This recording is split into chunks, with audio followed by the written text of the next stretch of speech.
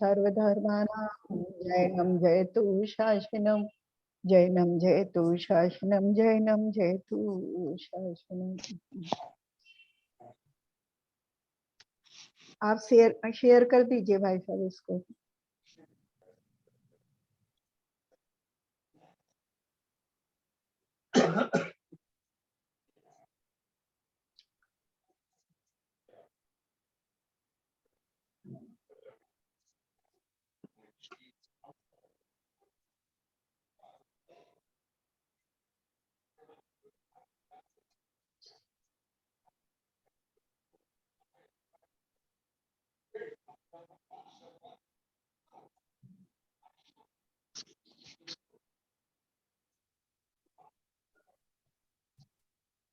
The border.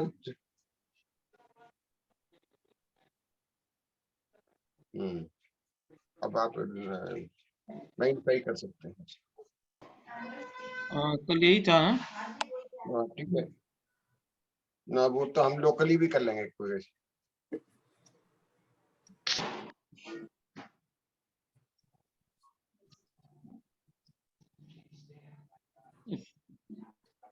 चौर्यानंद इंसानंद हो गया था। जय जिनेन्द्र साहब सभी को। जय जिनेन्द्र, जय जिनेन्द्र सभी को। जय जिनेन्द्र, जय सभी को सर। जय जिनेन्द्र बाबू। जय जिनेन्द्र। ये शायद 31 नवंबर से था शायद। हाँ 30 नंबर से चालू था ये हमारा, यहाँ तक 29 तक हो गया था। 29 तक हो गया है। फिर भी एक रिपीट कर देंगे 29 को, तो जो है क्या है कंटिन्यूटी आ जाएगी कम से कम। हाँ कंटिन्यूटी रहेगी। आचार्य शुभचंद्र का ज्ञानार्णव ग्रंथ का स्वाध्याय हम कर रहे हैं, उसमें ध्यान में रौद्र ध्यान को आचार्य बता रहे हैं। ये 29 नंबर तक कल हमने पढ़ा था कि प्राणी रौद्रचित होकर बहुत आरंभ परिग्रह के रक्षार्थ नियम से उद्यम करे और उसमें ही संकल्प की परंपरा को विस्तारे तथा रौद्रचित होकर ही महत्ता का अवलोकन करके उसमें उचित होकर ऐसा माने कि मैं राजा हूँ। ऐसे परिणामों को निर्मल बुद्धि के धारक महापुरुष संसार की वांछा ऊपर ले करने वाले जीवों के चौथा रौद्र ध्यान कहते हैं। ये हमने संरक्षणानंद और परिग्रहानंदी ध्यान के बारे में, रौद्र ध्यान है उसके बारे में बताया था आचार्य ने कि अपने आप को जहाँ परिग्रह के संपर्क से जुड़ करके अपने आप को विशेष मान रहा है, उसमें आनंदित हो रहा है कि मैं बड़ा हूँ, और उस तरह का जो ध्यान है उसको उन्होंने रौद्र ध्यान के अंतर्गत रखा। और जो रौद्र ध्यान है वो संसार का ही कारण है। इसी को शायद आगे बता रहे हैं। आरोप्य चापम निश्चितये शरोध्ययिनी कृत्यं वैरि। थोड़ा सा जूम कर सकते हैं क्या इसको?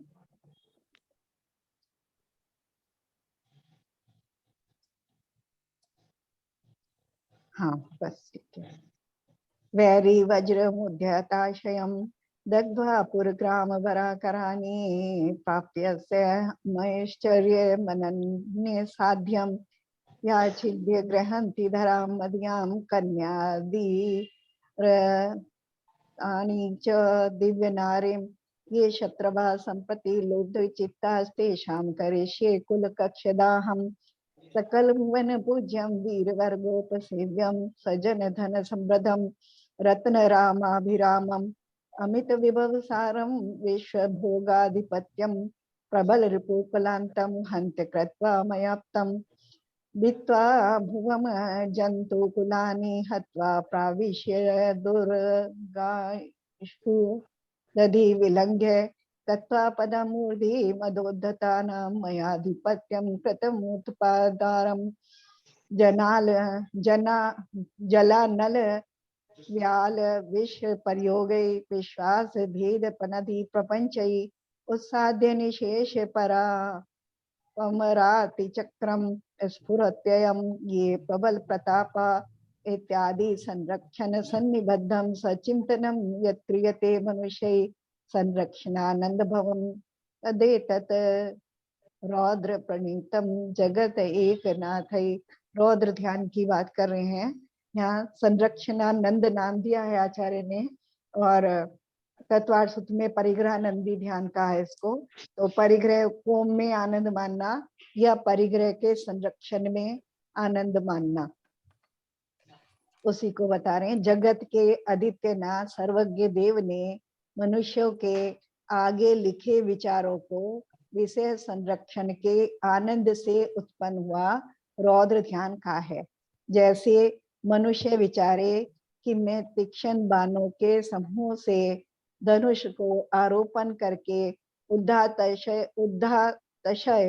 उद्धताशय वैरियों के समूह को छेदन पूर्वक उनके पूर्व ग्राम श्रेष्ठ आकर आदि को दग्ध करके दूसरों के द्वारा साधने में न आए, ऐसे ऐश्वर्य व निष्कंटक राज्य को प्राप्त होऊंगा।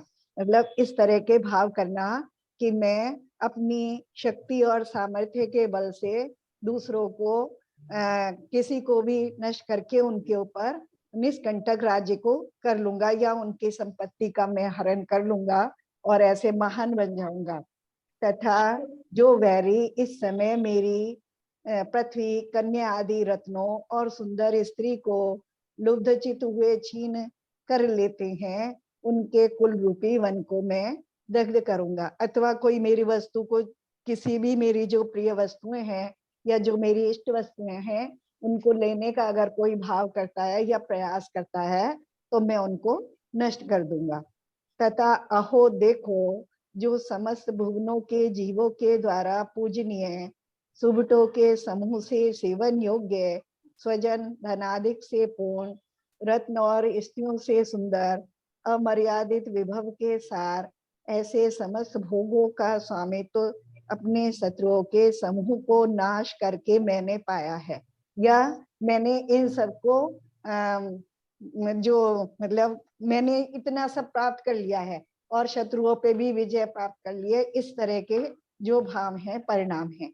तथा पृथ्वी को भेद कर जीवों के समूह को मार कर दुर्ग में प्रवेश करके समुद्र को उल्लंघ करके बड़े गर्व से उद्यत शत्रुओं के मस्तक पर पांव देकर मैंने उदार स्वामी पना का राज्य किया है। मतलब ये परिणामों की बात कर रहे हैं कि ऐसे ऐसे जो भी भाव हैं वो सब उन्होंने रौद्र ध्यान के अंतर्गत रखे हैं। तथा जल अग्नि सर्प विषादी के प्रयोगों से विश्वास दिलाना, भेद करना, दूत भेद करना इत्यादि प्रपंचों से शत्रुओं के समस्त समूहों का नाश करके यह मेरा प्रबल प्रताप है, सो स्फुरायमान है, मैं ऐसा ही प्रतापी हूँ इत्यादि मनुष्यों के विषय संरक्षण के निबंध कारणों को का जो चिंतन करना, उसको ही जिनेंद्र भगवान ने चौथा रौद्र ध्यान कहा है। यानी सब में वो अपनी महत्ता का अनुभव कर रहा है, तो वहां वो अपना महानपना देख रहा है और इन सांसारिक वस्तुओं के साथ अपने आप को संबंधित करके ही अपने को महान माना जा रहा है। तो वो परिग्रह के साथ में आनंद माना जा रहा है, तो वो परिग्रहानंद या संरक्षणानंद नाम का चौथे प्रकार का रौद्र ध्यान है। इस प्रकार रौद्र ध्यान का वर्णन किया। अब इसमें लेश्या तथा चिन्नादिक का वर्णन करते हैं। कृष्ण लेश्या बलोपेतम शुभ्रपात फलांकितम रौद्र में तद्धि जीवानाम स्यात् पंचगुण भूमिकम। यह रौद्र ध्यान कृष्ण लेश्या के बल कर तो संयुक्त है और नरक पात के फल से चिन्हित है तथा पंचम गुण स्थान पर्यंत कहा गया है। इस रौद्र ध्यान में मुख्य रूप से कृष्ण लेश्या का बल रहता है, कृष्ण रस्या की उत्पत्ति रहती है और नरक में ले जाने का कारण है या नरक के फल को देने वाला है, तथा 5वें गुण स्थान तक पाया जाता है। 5वें गुण स्थान से ऊपर रौद्र ध्यान नहीं होता। यहाँ कोई प्रश्न करे कि रौद्र ध्यान 5वें गुण स्थान में कहा, सो सिद्धांत में 5वें गुण स्थान में वेश्या तो शुभ कही है और नरक आयु का बंध भी नहीं है, सो पंचम गुण स्थान में रौद्र ध्यान कैसे कहते हो? क्योंकि ऐसा हम जानते हैं कि 5वां गुण स्थान उन्हीं जीवों को होता है जिनको नरक आयु का बंध नहीं होता, और वहां पे 3 शुभ लेशाएं ही पाई जाती हैं, पीत पद्म और शुक्ल लेशा ही रहती है, नीचे की लेशाएं नहीं होती हैं। तो ऐसा प्रश्न किया कि फिर आप 5वें गुण स्थान में रौद्र ध्यान कैसे कह रहे हो? तो यह रौद्र ध्यान का वर्णन प्रधानता से मिथ्यात्व की अपेक्षा है। 5वें गुण स्थान में सम्यक्त की सामर्थ्य से ऐसे रौद्र परिणाम नहीं होते, कुछ ग्रह कार्य के संस्कार से किंचित लेश मात्र होता है, उसकी अपेक्षा का है, तो यह नरक गति का कारण नहीं है। तो जैसे हमने बाकी ध्यानों को देखा था कि बाकी जैसे आर्त ध्यान है या बाकी भी जो रौद्र ध्यान है वो गुण स्थानों की अपेक्षा वो कमतर होते जाते हैं। जैसे मिथ्यात्व गुण स्थान में उनकी तीव्रता पाई जाती है और ऊपर के गुण स्थानों में वो उनका मंदता पाई जाती है। तो ऐसे 5वें गुण स्थान में कह रहे हैं कि वो इस अपेक्षा से ले लिया कि जो 5वां गुण स्थान है वो ग्रस्त को भी होता है, और ग्रह कार्य करते समय या ग्रस्त अवस्था में, जैसे हमने कल डिस्कस भी किया था कि हम ग्रस्त हैं तो हमारे पास तो अगर परिग्रह होगा, या हमारे पास जैसे विपुल जी ने कहा था धन है और धन से हम उसको दूसरी किसी ना किसी रूप में तो रहेगा, उसको कन्वर्ट करें तो भी रहेगा, नहीं करें तो भी रहेगा। तो उस अपेक्षा से कह रहे कि अगर 5वां गुण स्थान है और ग्रस्त है तो किंचित जो उनको रौद्र ध्यान, क्योंकि परिग्रह के संरक्षण इत्यादि के माध्यम से किंचित रौद्र ध्यान हो सकता है, लेकिन वो इस कोटि का नहीं होता कि वो उनको नरक आयु का बंद करा पाए या नरक गति में ले जा पाए। क्रूरता, दंड, पारोध्यम, वंचकत्वम, कठोरता, निशेषत्वम च लिंगानि रौद्र से युक्तानि सूरिभि, तथा क्रूरता, दंड की परुषता, वंचकता, कठोरता, निर्दयता, ये रौद्र ध्यान के चिन्ह आचार्यों ने कहे हैं। तो इसमें एक चीज जैसे हम लोग खुद भी देखते हैं कि रौद्र ध्यान को हम ऐसे भी देख सकते हैं, मान लो जैसे हम इसमें हिंसानंदी, मृषानंदी, चौर्यानंदी आचार्य ने जैसे उनका वर्णन किया, तो जो हिंसा करने वाले जीव हैं, हिंसा आदि व्यापारों में ही रहते हैं, जैसे उन लोगों के परिणाम होते हैं वैसे हम लोगों के परिणाम नहीं होते। तो उससे भी पता चलता है कि जैसे जैसे अपना हमारा वातावरण होता है और जिस तरह की परिस्थितियों में हम निवास करते हैं उस अपेक्षा से भी अंतर आ जाता है। तो ऐसे ही गुण स्थानों की अपेक्षा भी जीवों के परिणामों में उसी प्रकार के लक्षण होने पे भी बहुत अंतर आ जाता है। अब यहाँ उसके लक्षण भी बता रहे आचार्य कि क्रूरता, दंड की परुषता, परुषता मतलब कठोरता, कि कितना कठोर दंड, अगर कोई हमारे प्रति कोई अपराध करता है तो अगर हम क्षमा करते हैं तो वहां तो रौद्र ध्यान है ही नहीं। अगर क्षमा नहीं करते और उसे दंड देने की भावना करते हैं तो दंड में कितनी कठोरता है। जो हल्का फुल्का सा दंड देने की भावना है या जितना उसने अपराध किया उससे भी कई गुना दंड देने की हम भावना करते हैं, तो ये दंड की परुषता, कठोरता हो गई। वंचकता, ठगने की कितनी भावना है, हमारे स्वभाव में कितनी कठोरता है, कितनी निर्दयता है, ये आचार्य ने रौद्र ध्यान के लक्षण कहे हैं कि इन सब के माध्यम से रौद्र ध्यान को जाना जा सकता है कि जिन जीवों में ये सब लक्षण पाए जाते हैं उनमें रौद्र ध्यान की उत्पत्ति विशेष रूप से होती है। विस्फुलंगी निभे निम्रे भूब्र का भीषणाकृति कंपा से दादी लिंगानी रौद्रे बाह्यानि देहिनाम। अग्नि के फुलिंग के समान लाल नेत्र हो, भौय टेढ़ी हो, भयानक आकृति हो, देह कंपन, पसीवों का होना इत्यादि रौद्र ध्यान के बाह्य चिन्ह हैं। बाह्य भी कि जिस समय जीव रौद्र ध्यान रूप से परिणत हो रहा है या विशेष रूप से उसको रौद्र ध्यान हो रहा है, तो उस समय उसके बाह्य जो शारीरिक लक्षण है वो इस तरह के पाए जाते हैं। क्षमिको भावा काला चंतर मूर्तकः दुष्टाशय वशात देत प्रशस्ता विलंबनम। वह रौद्र ध्यान छायोपशमिक भाव है, इसका काल अंतर्मूर्त पर्यंत है और यह दुष्टाशय से अप्रशस्त वस्तु का अवलंबन करने वाला है, अर्थात यह ध्यान खोटी वस्तु पर ही होता है। मतलब इसका एक तो ये कह दिया कि ये क्षय उपशमिक भाव है, यानी कर्म के क्षय उपशम से होता है, और इसका काल जो है अंतर्मूर्त पर्यंत है। अंतर्मूर्त के बाद जो जीव के परिणाम बदल जाते हैं, या तो और उग्र हो जाएंगे या और नीचे चले जाएंगे। यह दुष्ट आशय के वश से अप्रशस्त वस्तु का अवलंबन करने वाला है, और यानी प्रशस्त वस्तु के अवलंबन से नहीं होता। प्रशस्त वस्तु में हम कहेंगे जो पुण्य को निमित्त रूप वस्तु हैं, जो पुण्य के निमित्त रूप वस्तु हैं, उनके अवलंबन से नहीं होता। और जो खोटी वस्तु है, यानी संसार में ही जो संसार में भी जो नीचे की तरफ ले जाने वाली, जो पाप रूप भावों को उत्पन्न करने वाली वस्तुएं हैं, उनके अवलंबन से ही होता है। दैते चनार्धेन देनामिदमुत्थितम् असद ध्यानम त्रिलोकेश प्रश्वम धर्मपादपम। यह अप्रशस्त ध्यान जीवों के होता है, तब दीन लोक की लक्ष्मी के उत्पन्न करने वाले धर्म रूपी वृक्ष को क्षणार्ध में जला देता है।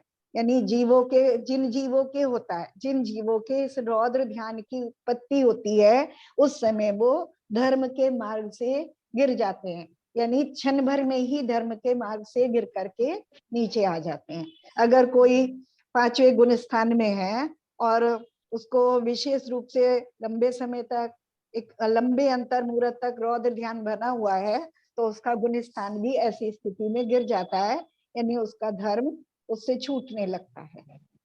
अब आर्थ रौद्र ध्यानों का संक्षेप कहते हैं।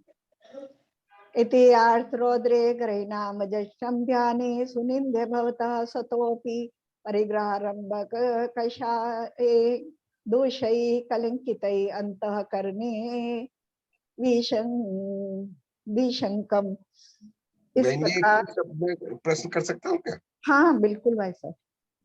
जैसे नहीं क्या जी अप्रशस्त ध्यान है और इसमें क्या है, जीव जो 5वें गुण स्थान से गिरता है, तो क्या संवेग भी छूट जाता है, या जैसे छाया की बात कही है इन्होंने, भाव है इस तरह का? हाँ, छाया समिक भाव है, नहीं जरूरी नहीं है, छूट भी सकता है, नीचे भी आ सकता है, और नीचे भी आ सकता है, और चौथे गुण स्थान में भी आ सकता है। यानी जो रौद्र ध्यान हो रहा है वो कितना उच्च कोटि का हो रहा है या हल्का फुल्का ही हो रहा है, क्योंकि अपनी जो उसका, क्योंकि पंचम स्थान में इसलिए लिया क्योंकि वहां तक परिग्रह है ना, और परिग्रह से संबंध रख के ही होगा।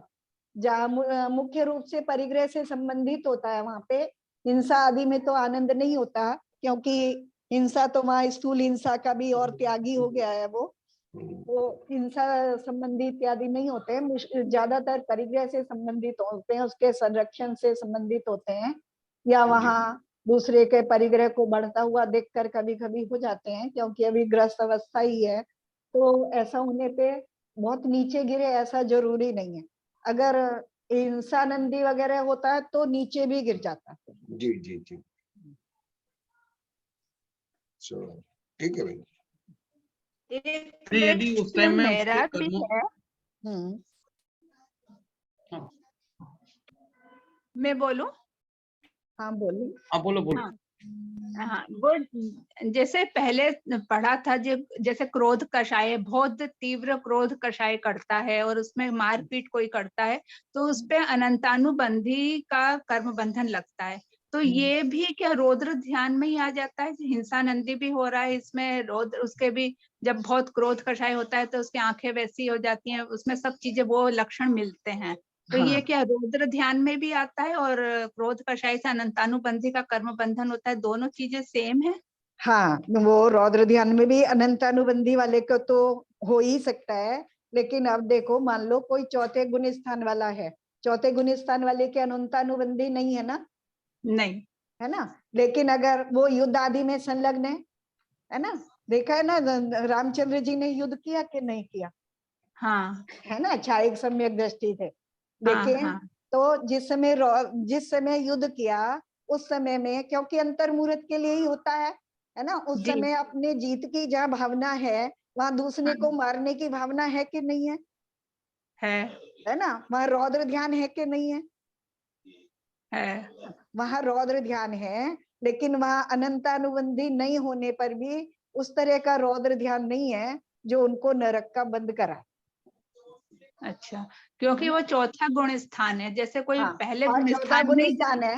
और दूसरी चीज ये छायिक सम्यक दृष्टि है तो वहां से जी गिरेगा नहीं, है ना, जी क्योंकि चौथा गुण स्थान उसका छूटने वाला नहीं है। अगर छायिक सम्यक दृष्टि है और युद्ध कर रहा है और उसके परिणाम उस समय बहुत क्रूरता वाले होते हैं तो उसका हाँ गुण स्थान गिर भी सकता है, तो वो मिथ्यात्व में भी आ सकता है, अनंतानुबंधी का बंध भी कर सकता है फिर। हाँ, और जो मिथ्यात्व में ही है पहले गुण स्थान में अगर ऐसा काम कर रहा है तो उसके ऊपर अनंतानुबंधी है और रौद्र ध्यान भी बहुत तीव्र हो जाएगा, हाँ तो उसका तो वहाँ, कर्म बंधन हाँ बहुत प्रबल होगा। हाँ तो वहां ज्यादा बंधन होगा। ठीक है, और इसलिए कौन, मेरा होगा, क्वेश्चन ये था इसमें, हाँ जी इसलिए रास्ता भी बंद होगा। जी, ऐसी जो मिथ्यात्व गुण स्थान में है वो जीव जिस बनेंगे उसको नरक का बंद होगा रौद्र दान से, हाँ आद्रौद्र दान हाँ नरक का वहाँ, बंद होगा। और जो हाँ वहाँ नरक का भी बंद है। हाँ जो चौथे गुण स्थान में क्योंकि अंतरबंदी समाप्त हो चुकी है कम, इसीलिए उसको रौद्र दान उतना नहीं होगा जितना नरक का बंद करा सके। हाँ, उसके परिणाम उतने उत्कृष्ट कोटि के नहीं होंगे कि वो नरक का बंद कर सके, हाँ यस जी। अनंतानुबंधी का बंद नहीं होगा उसको। मेरा कहने का मतलब ये था, मेरा इसमें क्वेश्चन ये था कि जी हम जब वो 5वें गुण स्थान में पहुंचा तो फिर भी उसके कर्मों का ऐसा कुछ भाग था जो छोटे रौद्र ध्यान को ऐसी परिणति हो जाए कि वो नरक में जाने को उद्यत हो जाए, तो ये मतलब एक तरीके उस पर उपसर्ग भी हो गया, उस पर ऐसा उसका ऐसे कर्मों का बंधन आ गया कि हाँ उसको। हाँ, क्योंकि कुछ चीजें ऐसी है ना कि कर्मों का जो हमारे अनादिकाल का संस्कार पड़ा हुआ है और जो सत्ता में पड़े हैं उस काल में उदय आ गए, जैसे हम उनका वो कौन से मुनि थे, नाम नहीं याद आ रहा इस समय, सबको तो खैर मालूम है, वो जिन्होंने द्वारका जला दी थी, दीपायन। हाँ दीपायन मुनि, दीपायन मुनि। हाँ दीपायन मुनि। और उस समय जब उनके शरीर से अशुभ तेजस पुतला निकला तो जो अशुभ तेजस पुतला है क्या वो रौद्र ध्यान के बिना निकल जाएगा क्या, है ना, रौद्र ध्यान ही हुआ ना उस समय उनको, तो रौद्र ध्यान, और रौद्र ध्यान हुआ तो जिस समय उनको रौद्र ध्यान हुआ तो वो मुनि अवस्था में से मतलब बाहर से मुनि अवस्था बनी रही हो, क्या उनका गुणस्थान गिरा होगा कि नहीं गिरा होगा? गुणस्थान तो निश्चित रूप से गिरा है, निश्चित रूप से गिरा ही होगा, है ना। Yes. ऐसे ही मान लो अभी हम ग्रस्त हैं और ये मान लो कि हमें चौथा गुण स्थान हो गया, है ना, हम सम्यक दृष्टि हो गए, लेकिन अभी हम देखते हैं कि हमारे भाव कभी कभी तो मान लो हम स्वाध्याय में लगे हैं, है ना, पूजन पाठ में लगे हैं, उसमें लगे हैं और अच्छी हमारी परिस्थितियां हैं तो हमारे परिणाम कैसे रहते हैं, बिल्कुल शांत और निर्मल बने रहते हैं। लेकिन अगर हमारे साथ कोई इस तरह की विकट परिस्थिति हो, है ना, कि हमारे साथ हमारे अपनों ने ही बड़ा जबरदस्त धोखा करके और हमें सड़क पे खड़ा कर दिया हो, तो उस समय हमारे परिणाम गिरेंगे कि नहीं गिरेंगे? गिर ही जाएंगे, निश्चित रूप से गिर जाएंगे, है ना, क्योंकि हमारे जो हमारी भूमिका है वहां पे जहाँ हम खड़े हैं वहां बाहरी जो बाह्य निमित्त है और उस समय जो हमारे कर्म का उदय आया है वो हमें अवश्य ही प्रभावित करता है, हम उससे प्रभावित होते हैं, क्योंकि हमारी अपनी जो आत्मा का शक्ति है, आत्मा का पुरुषार्थ इतना बढ़ा नहीं है कि हम उससे एकदम से लड़ पाए, तो परिणाम गिर ही जाते हैं वहां पे। ठीक है, बहुत बढ़िया। है ना। कारण, हर कारण दोनों रहते हैं, तात्कालिक परिस्थितियां भी रहती हैं और पूर्व कर्म का उदय भी रहता है। ठीक है बहन जी। जैसे दीपायन मुनि को इतना क्रोध आया था, तो फिर वो छायक सम्यकदर्शी नहीं होंगे, क्योंकि छायक सम्यकदर्शी को इतना क्रोध नहीं आएगा ना। हाँ, क्षयोपम समय दृष्टि भी मुनि होते हैं ना। हाँ, हो सकते हैं, और वो भी तो खैर अभी इतना हम डीप में जाके जान नहीं सकते, इतना ज्ञान नहीं है हमारा। जितना हमें समझ में आता है उतना ही समझ में आता है। हाँ, अंदाज लगाएंगे तो यही लगेगा कि हाँ क्षयोपम सम्यक दृष्टि होंगे। चलो चले आगे। ठीक है बहन जी। हाँ आगे चलिए। इत्यार्ध रौद्रे ग्रहीणाम जश्रम ध्याने मुनिंदे भवतः सतोपि परिग्रहारंभ कषाय दोषै कलंकित अंतःकरणे विशंकम। इस प्रकार ये आर्त और रौद्र ध्यान गृहस्थियों के परिग्रह आरंभ और कषाय आदि दोषों से मलिन अंतःकरण में स्वमेव निरंतर होते रहते हैं। इसमें कुछ भी शंका नहीं है, ये दोनों ध्यान निंदनीय है ना। उसमें आज बता दिया, गृहस्थियों की बात करी मुख्य रूप से, क्योंकि आर्त और रौद्र ध्यान मुख्य रूप से गृहस्थियों के ही होता है।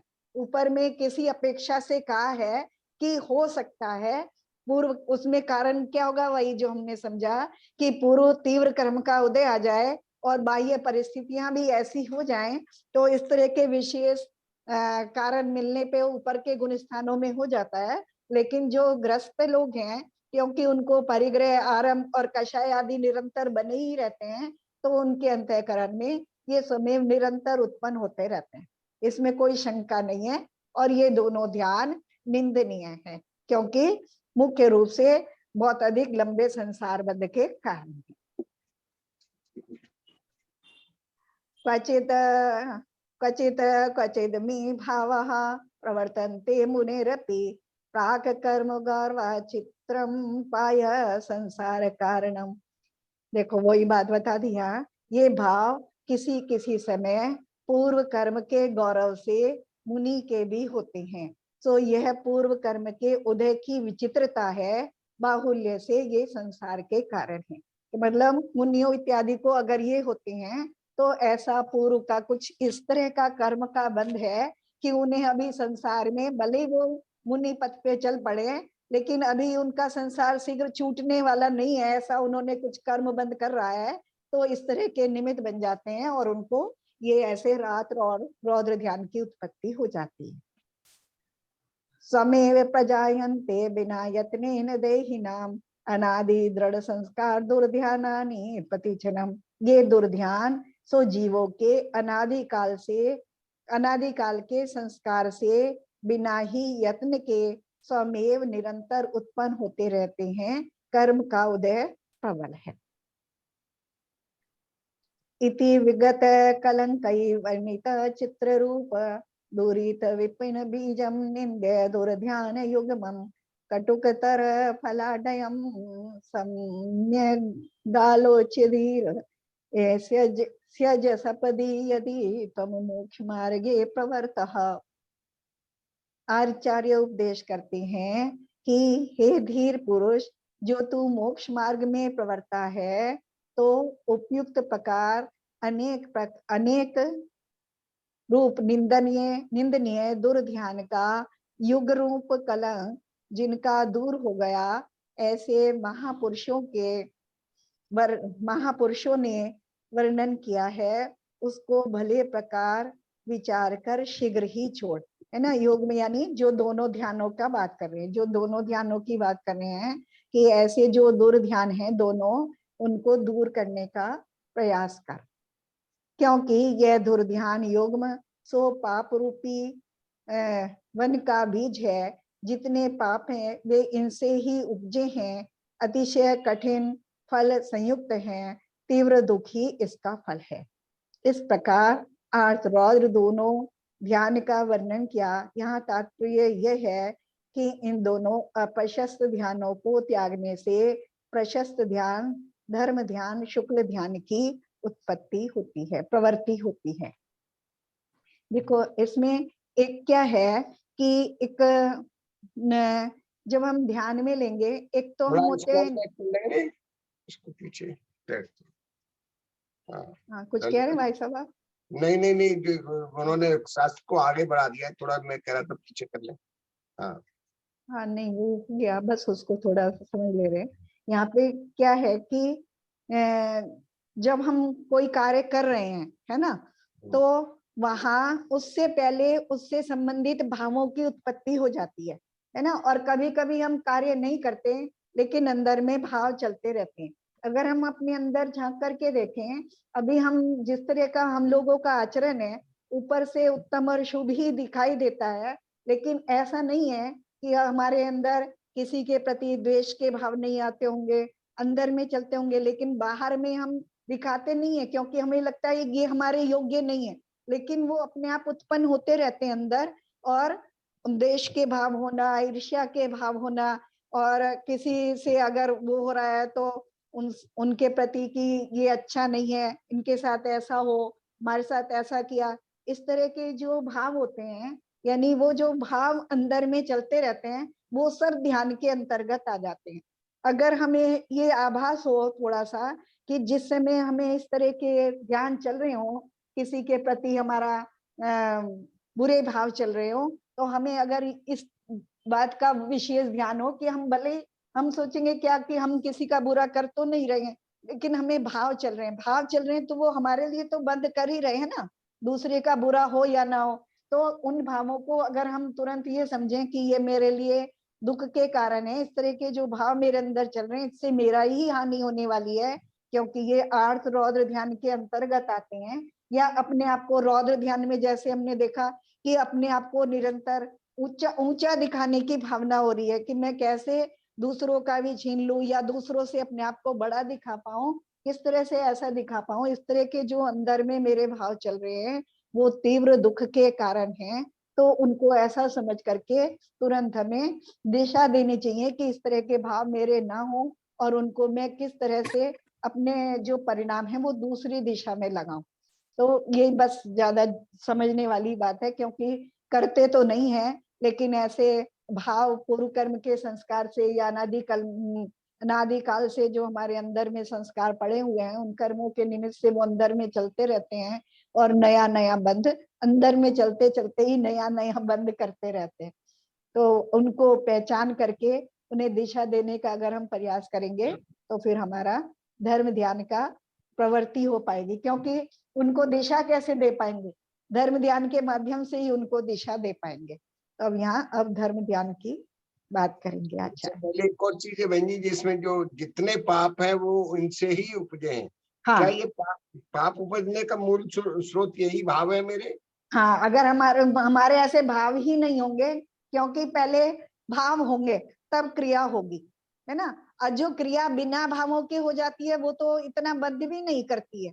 मान लो हमारे भाव तो किसी जीव को मारने के नहीं है ना, और हम अच्छी प्रकार देखभाल के सारे काम कर रहे हैं, अपने घर गृहस्थी के काम कर रहे हैं, बहुत अच्छे देखभाल के विवेक पूर्वक कर रहे हैं, या कहीं गमन कर रहे हैं, बहुत अच्छी तरह देखभाल के विवेक पूर्वक गमन कर रहे हैं, और हमारे निमित्त से किसी जीव की हिंसा हो जाती है, तो क्योंकि वहां हमारा ऐसा ध्यान नहीं है, ऐसे भाव नहीं है, तो वहां उस तरह का बंध भी नहीं है। बिना भावों के जो क्रिया स्वयं हो जाती है वो उस तरह का विवेक पूर्वक करते हुए भी हो जाते हैं ऐसे काम, तो वहां बंद नहीं है। तभी तो मुनि को सारे काम वहां गमन इत्यादि करते हुए भी हिंसा नहीं है, और हमें गमन करते हुए हम देखभाल के चल रहे हैं तो भी हमें हिंसा है, क्योंकि हमारे भाव उन जीवों की इतनी रक्षा के भाव हमारे अंदर नहीं चलते हैं। हमें तो लगता है कि हमें जल्दी से पहुंचना है, हमें जिस जगह जाना है, हमारे तो ये भाव चल रहे होते हैं तो हमारा वैसा बंद होता है। और फिर संकल्प पूर्वक हिंसा की त्यागी नहीं है। हाँ, तो ये हमने त्याग ही नहीं किया हुआ से संकल्प पूर्वक, तो हम ऐसे और जब हम संकल्प करते हैं तो उस बारे में हम सचेत भी रहते हैं। मान लो हमने रात्रि भोजन के संकल्प का त्याग किया है, तो हमें उस चीज की चिंता रहती है कि रात्रि होने से पहले तो हम ध्यान रखेंगे कि यहाँ इतने बजे रात्रि हो जाती है। मान लो अभी हम यहाँ रहते हैं, मुंबई में रहते हैं, तो यहाँ तो मान लो 6 बजे दिन छिप रहा है, अभी उधर उत्तर में चले जाओ तो वहां 5 बजे दिन छिप जाता है। तो वहां हम ध्यान रखेंगे कि हम यहाँ से आए हैं तो अरे यहाँ तो यहाँ तो हम 6 बजे तक भी भोजन कर ले रहे हैं और वहां तो 5 बजे, तो वहां 6 बजे भोजन करेंगे क्या अगर हम संकल्प हमने ले रखा होगा? नहीं करेंगे, क्योंकि हमें पता है यहाँ रात हो गई। तो जब संकल्प हम ले लेते हैं तो उस चीज के लिए हम जागृत भी हो जाते हैं।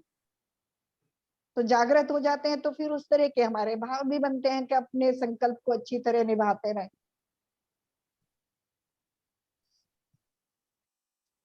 मेरे ख्याल लेकिन से अभी जैसे बहुत सी बार हमको ये पता लगता है कि हमारे ये भाव रौद्र हो रहे हैं, आर्त ध्यान के भाव हो रहे हैं, और हम जानते हुए भी, लेकिन हम मतलब कोशिश करते हैं, लेकिन उस वक्त ऐसा लगता है कि चलने दो, थोड़ी देर चलने दो उन भावों को, मतलब ऐसा हमको उसमें बड़ी वो आती है। ऐसा क्यों होता है? हाँ, अब नहीं ऐसा, अब इतना स्वाध्याय करने के बाद ऐसा नहीं आना चाहिए कि चलते रहे। उस समय हमें ये आभास होना चाहिए, अरे इस समय ये मेरा बहुत बड़ा नुकसान हो रहा है ना। तो उस समय मुझे, अगर मैं धर्म ध्यान में भी मान लो बहुत उच्च कोटि के भाव हैं और उनको मैं रोक नहीं पा रहा हूँ, तो और मैं उसको धर्म ध्यान में नहीं लगा पा रहा हूँ, उस समय धर्म ध्यान के माध्यम से उनको नहीं रोक पा रहा हूँ, तो अपने पसंद की जो अन्य चीजें हैं मैं उस तरफ लगा सकता हूँ।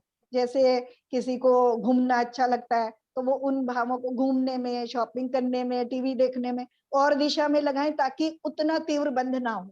ऐसे हम उनको दिशा दे सकते हैं। अगर एक तो मैं उनको पहचानूं और मैं उनको तुरंत दिशा दूं, मुझे ऐसा करना चाहिए। तो मुझे तो ऐसा समझ में आता है कि अगर मेरा, मान लो किसी से मेरा कोई झगड़ा हो गया या कुछ हो गया और मेरे बहुत क्रोध के परिणाम हो रहे हैं, तो उस समय मैं उनको कैसे डालूं, और बहुत मुझे अधिक क्रोध आ रहा है और मैं अपने आप को संभाल नहीं पा रहा हूँ, उस समय मैं धर्म ध्यान में तो अपने आप को लगा नहीं सकता, लेकिन दूसरी दिशा में लगा सकता हूँ। जिसको जिस तरह का चीज, उसके परिणामों को हमें सबको पता है कि हमारे परिणाम कैसे शांत होते हैं। अच्छा खाना खाने से शांत होते हैं, घूमने से शांत होते हैं, टीवी देखने से शांत हो जाते हैं, शॉपिंग करने से, बहुत सारे ऑप्शन है रहते हैं हमारे पास, सबके पास, सबको पता है, सबको रास्ते पता है। तो दिशा देनी चाहिए कि बहुत तीव्र परिणाम ना हो हमारे, क्योंकि तीव्र परिणाम होंगे तो तीव्र बंद करेंगे, तो अच्छा है ना थोड़ा कम बंद करें। मुझे ऐसे समझ में आता। बहुत बढ़िया, अच्छा बताया आपने। यानी जिस समय मेरे इस तरह के परिणाम है, कम से कम एक तो स्वप्नावस्था जैसी हो जाती है कि मैं स्वयं भी इस तरह के भावों में बह जाता हूँ, दूसरा मेरे को मालूम पड़ता है, तो कम से कम रोकने की कोशिश होनी चाहिए। हाँ, तो मुझे दिशा देनी चाहिए, दूसरी तरफ जरूर लगाने का, मतलब चाहे अपने सामान्य जीवन की तरफ ही लगाएं, लेकिन तीव्र परिणामों से हमेशा बचने का पुरुषार्थ करें। जी। तो बहन जी आपको मतलब उपयोग बदल देना चाहिए। हाँ, उपयोग दूसरी दिशा में तुरंत लगाना चाहिए। उपयोग बदल देना चाहिए, जिससे कि हमारी दिशा बदल जाएगी तो वो भाव भी बदल जाएंगे। हाँ, क्योंकि उसका काल जितना छोटा रहे, क्योंकि अंतर्मुहूर्त काल है ना, तो एक अंतर्मुहूर्त 48 मिनट तक के करीब का भी हो सकता है ना, और 1-2 मिनट का भी हो सकता है। अगर मैंने उसे 1-2 मिनट में ही बदल दिया तो मैं आगे के समय में आने वाले तीव्र बंध को रोक पाया ना। अरे बहन जी एक बात बताइए, जैसे मान लीजिए हमारे क्रोध के भाव आ रहे हैं या किसी को मारने के भाव आ रहे हैं और हम पिक्चर देखने लग जाएं या टीवी देखने लग जाएं, तो हमारे वहां भी भाव बदलेंगे ना, वहां भी भाव हमारे धर्म ध्यान तो होगा नहीं उसमें। बाबूजी, जब तीव्र कर्म का उदय चल रहा हो ना, उस समय आप धर्म ध्यान कर भी नहीं सकते, है ना। तीव्र बंद हो रहा है, मैं उसकी बात कर रही हूँ। अगर आप कर सकते तो बहुत अच्छी बात है, अगर आप उस समय भी धर्म ध्यान कर सकते हैं तो बहुत अच्छी बात है, वेद विज्ञान कर सकते हैं, बहुत अच्छी बात है। लेकिन अगर रोक नहीं पा रहे हैं, है ना, दूसरी तरफ ध्यान लगा के भी बहुत हो रहा है, अगर आप दूसरी तरफ ध्यान लगा करके भी रोक नहीं पा रहे हैं, तो उस तरफ जरूर लगाएं जहां आपके परिणामों की जो तीव्रता है वो कम हो जाए। ठीक है, ठीक है ना।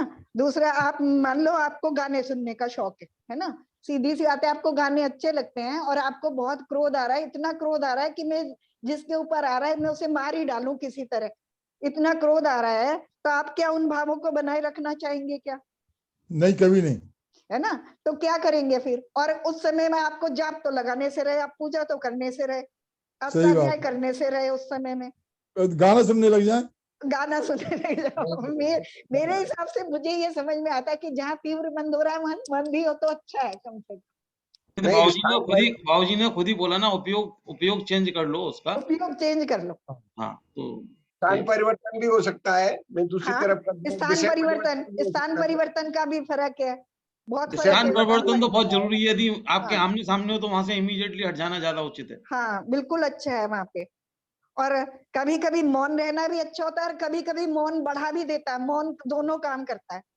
अगर आप दूसरे को भी क्रोध आ रहा है और आप मौन हो गए तो वो और ज्यादा आपको उत्तेजित करेगा फिर दूसरे को भी। तो बड़ी जैसे आजकल विचित्रता चल रहा है है ये गृहस्थी में। भाई जी, जैसे आजकल चल रहा है कि मोदी जी मौन पड़े हुए हैं हमारे हाँ। मामलों में, और हम लोगों को क्रोध इसलिए बढ़ रहा है मोदी हाँ, कुछ कि वो बोले। मौन मौन है वो।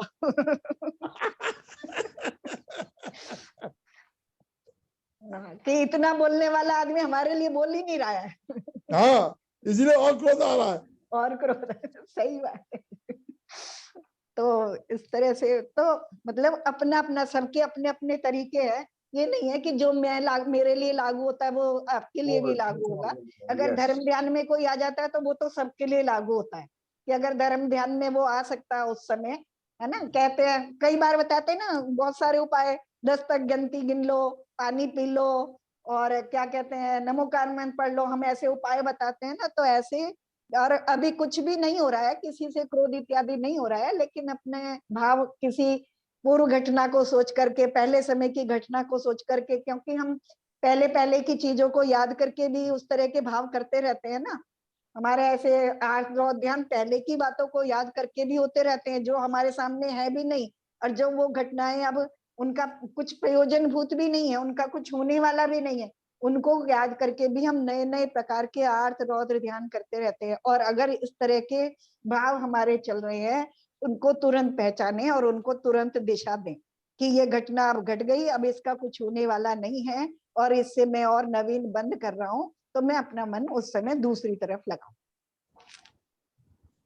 तो इस तरह के आर्त और रौद्र बिल्कुल होना, धीरे धीरे वो स्वाभावतः हो जाएंगे, कम हो हाँ, जाएंगे। उससे फिर हमें ना आदत पड़ जाती है फिर, क्योंकि अब हम नए संस्कार जैसे डालेंगे फिर वैसे डलेंगे।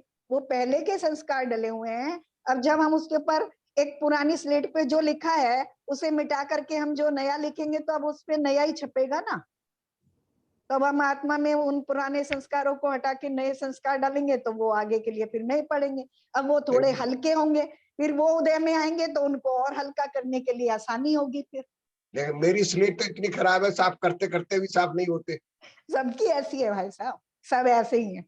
हम स्वीकार करें या ना करें, सबके अंदर सब ध्यान चलते हैं।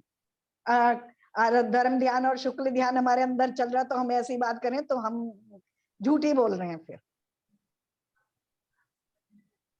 बिल्कुल सही कहा बहन जी। तो सबके अंदर चलते हैं, ऐसे नहीं है ना तो हम महान है और ना दूसरा कोई महान है। सभी में अच्छाई भी है, क्योंकि हम अच्छे कुल में उत्पन्न हुए हैं, तो अच्छे भाव भी हम सब लोगों के अंदर होते हैं। ऐसा नहीं है क्योंकि जो इस मार्ग में लगे हैं उनके अंदर अच्छे भाव नहीं होते होंगे, अच्छे भाव भी निरंतर होते हैं, शुभ ध्यान भी होता है।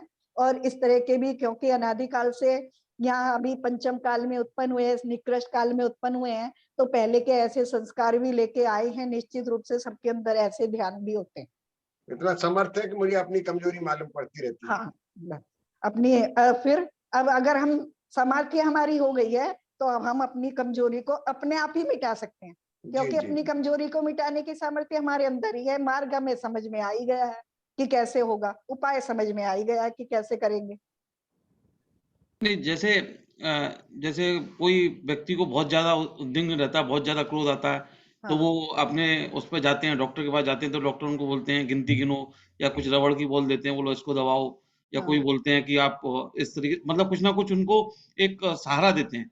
तो जैसे हम लोग जैसे स्वाध्यायी लोग हैं, तो उनको उन चीजों की तो जरूरत नहीं पड़ेगी, लेकिन हमको ये तो समझ है, लेकिन कुछ ना कुछ उपयोग तो हमको चेंज करना ही पड़ेगा। वो करना पड़ेगा, क्योंकि वो संस्कार है ना, उनको बदलने के लिए, उनको मिटाने के लिए नया लिखना पड़ेगा।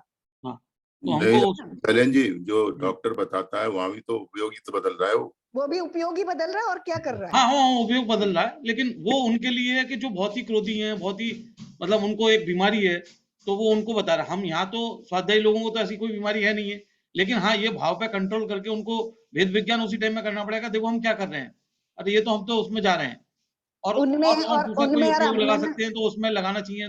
वो सही बात बोल रहे हैं। हाँ, उनमें और हम में थोड़ा सा ही अंतर है, बस ज्यादा अंतर नहीं है। उनका बाहर दिख जाता है, हमारा बाहर नहीं दिखता, बस इतना ही अंतर है। और कब हमारा बहुत ज्यादा हो जाता है वो भी हमको पता नहीं चलता। हाँ, क्योंकि हम बाहर में, क्योंकि हम इतने समझदार हैं ना कि बाहर में हम दिखाते नहीं है उसको। और जिनका बाहर दिख जाता है तो उन्हें हम, उनके लिए हम 10 बात बताते हैं कि वो ऐसे हैं, भले ही हमारे अंदर भी उतनी श्रेणी का चल रहा हो। बिल्कुल सही कह रही हैं आप, बिल्कुल सही कह रही हैं। सबके अंदर होता है, 19-21 सबके अंदर रहेगा, सब एक ही जगह खड़े हैं। तो और बस अब सबसे बड़ी ये बात है कि जो इस पुरुषार्थ में लग गया कि उसको पहचान रहा है और पहचान करके नई नई उसको नया लिख रहा है, उसको मिटा करके नई दिशा दे रहा है अपने परिणामों को, वो उस मार्ग में लगा है, उसको मार्ग मिल गया। हमारा क्या हो, अवलंबन हमारा क्या हो दिशा बदलने में, ये हमारी चॉइस है। हाँ ये हमारी चॉइस है। अगर बहुत उत्कृष्ट कोटि की है तब तो बहुत अच्छी बात है कि इतने तीव्र परिणाम आने पर भी हम जाप लगा सकते हैं, अपनी आत्मा का चिंतन कर सकते हैं, तब तो बहुत अच्छी बात है। और अगर नहीं कर पा रहे हैं तो जो अपना रुचिकर विषय है और जो मुझे शांति प्रदान करता है उसमें हम लग सकते हैं। बिल्कुल सही। पदमचंद जी, आप बताइए, आप मंदिर में आपने बहुत चेंज किया अपने स्वभाव को, आप कैसे कर रहे हैं, आप कैसा उपयोग चेंज कर रहे हैं, बताइए जरा। बिल्कुल, ये मैं उसमें अपने सोचना ही बंद कर दिया इस बारे में।